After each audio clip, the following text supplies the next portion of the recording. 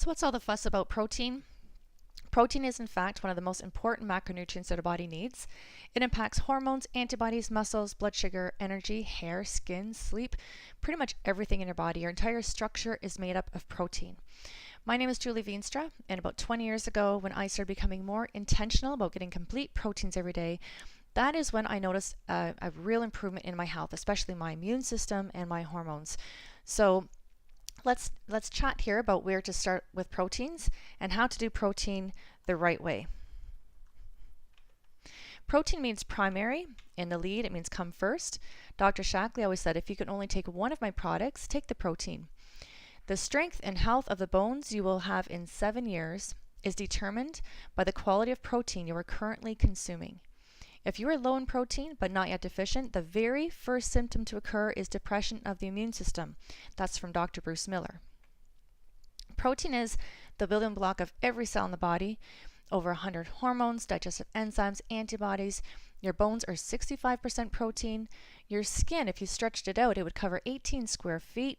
It weighs about 7 to 10 pounds, and it is 95 to 97% protein, plus oil, minerals, water, and nutrients. So how much protein do we need on a daily basis? Some say it's about 0.6 grams, 0.8 grams. I usually say for a 150-pound person, the average is 85 to 95 grams, depending on their activity level and amount of stress. So what increases the need for protein in the body? If you're very active, if you're a growing child, stress, recovery from injury. If you're pregnant or nursing, your protein needs definitely double. So there's a lot of things that will increase our need for protein. Here's a hypothetical day for a 150-pound office worker. For breakfast, he had muffin and a coffee, so 4 grams of protein, a grilled chicken sandwich, 25 grams of protein, an apple, maybe 0.2 grams. For supper, he had a steak and some beans, so he had 78 grams of protein in that day. And it doesn't look like an unhealthy day, but he is low in protein. Now, what if that man was also stressed? What if he played hockey or if he went for a jog? What if his digestive tract was not absorbing proteins? Now, here's a little tip. If you are low in protein for too long, your body cannot make digestive enzymes. And so if you do not have the proper digestive enzymes, when you start increasing your protein, you won't be able to break down your protein anymore. So it's a little bit of a catch-22.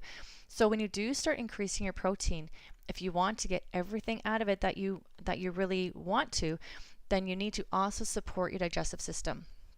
So that's just a little tip. When you start increasing proteins, make sure you're also supporting your digestive system. So all of those situations would have increased the amount of required protein. So that man would have been even more suboptimal in his protein content. So what if his pancreas needs protein to make lipase, but it's missing? Well, you'll be short of digestive enzymes. So similarly for the immune system, it needs protein to make antibodies. But if the protein is not there, your immune system will be weaker. Now, if you don't get enough protein, your body will actually take from itself to keep itself going. That's called cannibalization. So getting enough protein every day, it's not just a matter of just eating a few proteins here and there. You need to make sure you're getting enough so that you're not actually causing more breakdown happening within your body. If you're someone that's working out in a gym and you have a great muscle tone and everything, that may look great on the outside, but it still holds true that if you aren't getting enough complete protein every day, then inside you're actually causing breakdown. So if you Google what happens when I don't get enough protein, this is what you'll find. If you consume too little protein, and your body will actually start tearing down some of its existing structures in order to get the amino acids it needs so it can actually keep you alive and keep you going. Compare a body deprived of protein to a house exposed to termites. If the house is solidly built, it could take a long time for the termite damage to cause problems. Likewise, if you're young and fit, it might be years before the effects of inadequate protein show up. But when they do, all of a sudden you're going to be saying, oh, my immune system is so low and I get sick so much easier and I'm tired and I have PMS now and depression, anemia, digestive issues. You're going to say, I never used to have this, and all of a sudden it's here. It's not all of a sudden that it's there. It's a result of long-term low protein intake or long-term even minor deficiencies in nutrients. So that's why prevention is key. We need to have complete protein and complete nutrition, real nutrients. We need to make sure our cells have what they need every day. It's imperative for our health. So how do you do protein right? You need to graze. You need to eat something protein every 2 to 3 hours. You can only absorb so much protein at once, and your body needs a consistent supply to maintain energy, keep your blood sugar level, and support healthy adrenal glands. You also need to make sure you're eating enough greens with it. If you eat too much protein, it can be very hard on your kidneys. It's called ketosis. Your body could become acidic and dehydrated. So drink enough water. And also the next point here is about balance. So the majority of your diet needs to be alkaline foods. We always really promote vegetables, good fats, and proteins. That should make the majority of your diet. Green veggies are most alkaline, followed by other vegetables and fruits. So tip 1 is eat something protein with something alkaline every 2 to 3 hours. Tip number 2 is the average vegetable is from 1 to 10 units alkaline. The Shaklee alfalfa is 130 units alkaline. So if you need to calm your body down and support your digestion a little bit, a few Shaklee alfalfa each meal would be really wise. And the last little tip here is complete. It's not just protein quantity that needs to be optimal, it's also quality. So we'll talk about amino acids in the next few slides. And plant foods that have protein are typically complete, but they'll also be low in 1 or 2 of the building blocks. So it's not just being complete, we want the amino acids in the proper ratios. So we choose to use and recommend properly processed, raw, non-GMO soy because it is complete. It has optimal amounts of all the essential amino acids in the right ratios, and it has the added benefits of the isoflavones, which are hormone balancing and anti-cancer.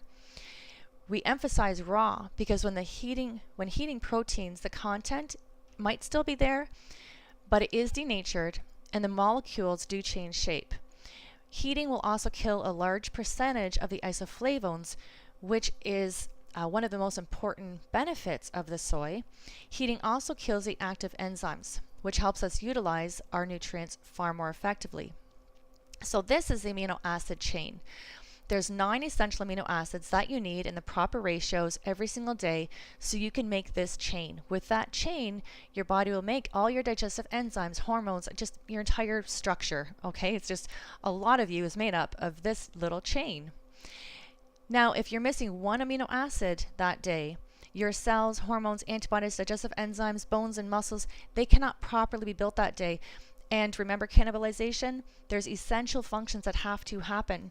Your body needs these certain complete chains to keep you going. So your body will actually take from itself to make some of these chains to keep you going. So you're going to actually be you're going to be speeding up the breakdown process by not getting complete proteins. So what are good protein foods?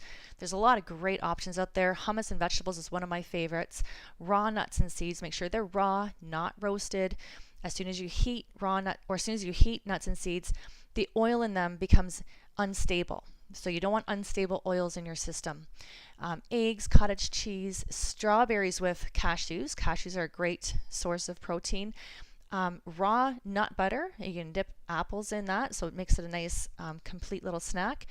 Lots of smoothie options, and there's protein or energy balls that you can make yourself. Protein enriched foods, again, things like eggs, spinach, avocado. Quinoa is excellent. Lots of beans, chicken, turkey, chickpeas. There's great protein options out there. And if you need to hide the protein balls are a great option that kids and adults love. You can also hide some of our Life Shake protein in slow cooked oatmeal, yogurt with berries, mix some vanilla Life Shake into raw nut butter and dip your apples into it, or spread it on toast or rice cakes. You can make chocolate fudgesicles with chocolate Life Shake, and that recipe is at go.shaklee.com. Here's another great recipe, Snickers Snackers. If you'd like to have more of these recipes sent to you, just talk to the person that shared this video with you and be glad to share some more recipes with you.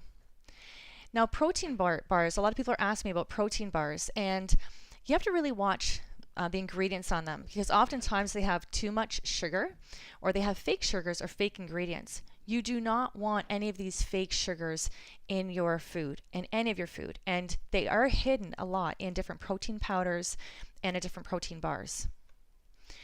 Go.shaklee.com again is a great place to look for some healthy recipes and smoothie ideas. They have great options there. You can just go and scroll through the fresh flavors link. Now, the options that I have chosen to share with people for protein, we have chosen to partner up with Shaklee Corporation. About 20 years ago, I chose to partner up with them due to the quality issues, because I really trust them to give pure products that have high potency, and I know that they're proven to work. So these are the Shaklee protein options that we recommend to people. We have a lot of different options. We have a vegan soy, we have a soy, the Life Shake, which is one that we usually recommend. We have a non-soy, we have a whey protein, there's meal replacements, and also a plain, just a protein supplement. So the Life Shake is one that, again, I typically will recommend to people. And the reason I recommend it is because it has the precise ratios of all 9 essential amino acids, and it's non-GMO. And it also has added leucine, which I love that about this shake.